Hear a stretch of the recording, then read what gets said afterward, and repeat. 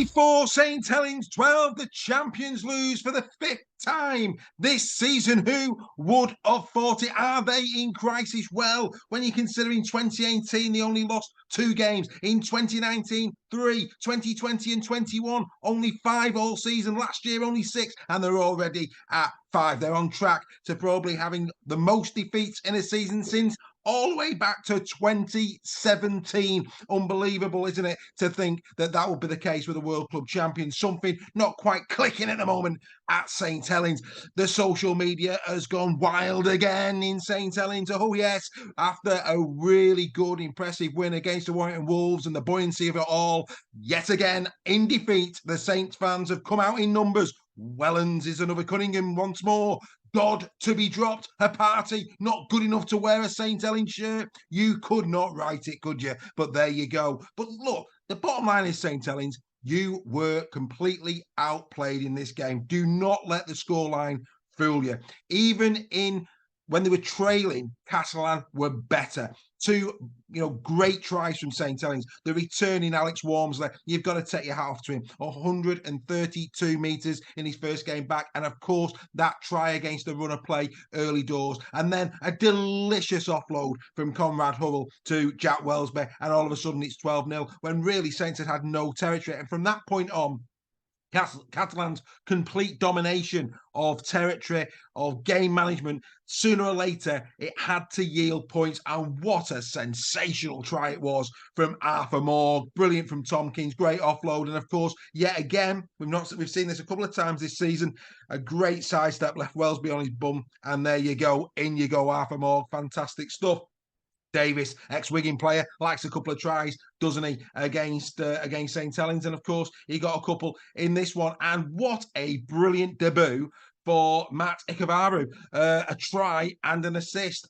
And he's only been in the country a couple of days. So, really good signs there for Catalan Dragons. We've been very impressed with Adam Kieran this season. And now Matt Ikavaru is there as well. And on this debut, you have to say he's going to be a really sound addition to this Catalan side. This week, of course, they travel over to Castleford. And, in Castleford's form taken into account, you just can't see Catalan Dragons not winning that game. And yet they're just grinding out results, aren't they? And again, a team that has been a little bit struggling, should we say, to pick the same team week in, week out. Of course, Mitchell Pearce back for this one. They haven't really had a settled side, but they're very clearly in the top 6. They're playing some good rugby league. They've added Ikavaru now. The sky's the limit for Catalan Dragons. They're playing really well, and I just wish that instead of focusing on the plight of St Helens, that we actually give Catalan the praise that they deserve. This was a really assured professional performance.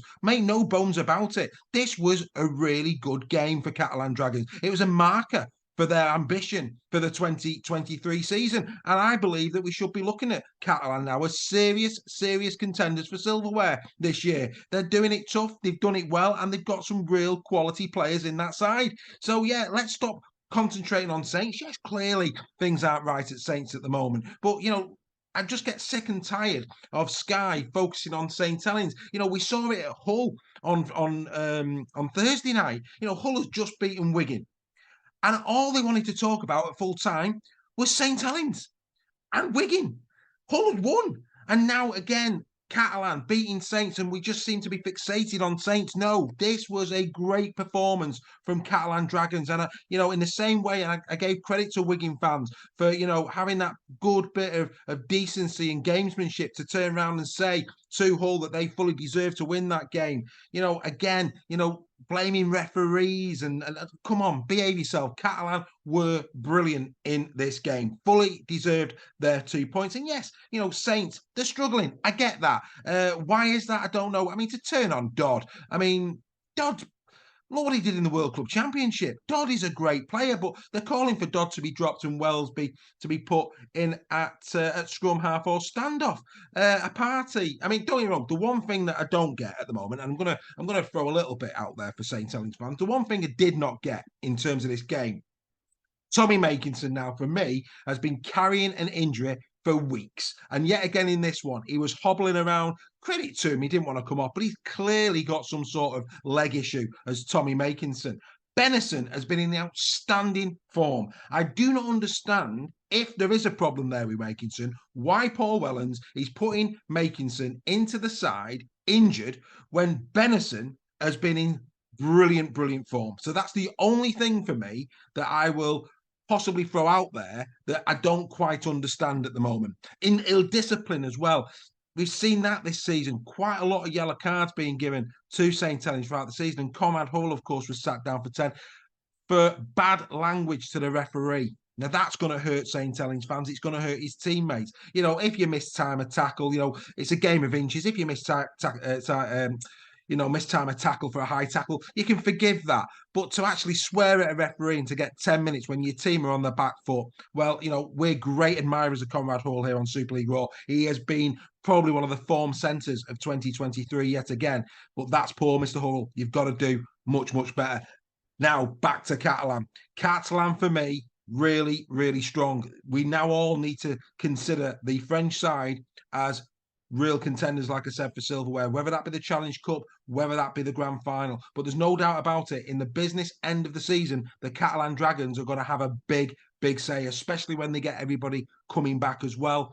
This is a team to watch. I think the signing of Maka Carraro has been a really good addition to this squad. Credit to Steve McNamara. He's doing it again, isn't he? And of course, there's been a couple of games this season where they've been very, very close. The Warrington game comes to mind. They could, in a different year, be sitting top had things gone their way a little bit more. So well done to Catalan. I'm going to give you the praise that you deserve. St. Helens, yes, things to work on. They're currently outside the top six, but they'll get back into the top six by the end of the season.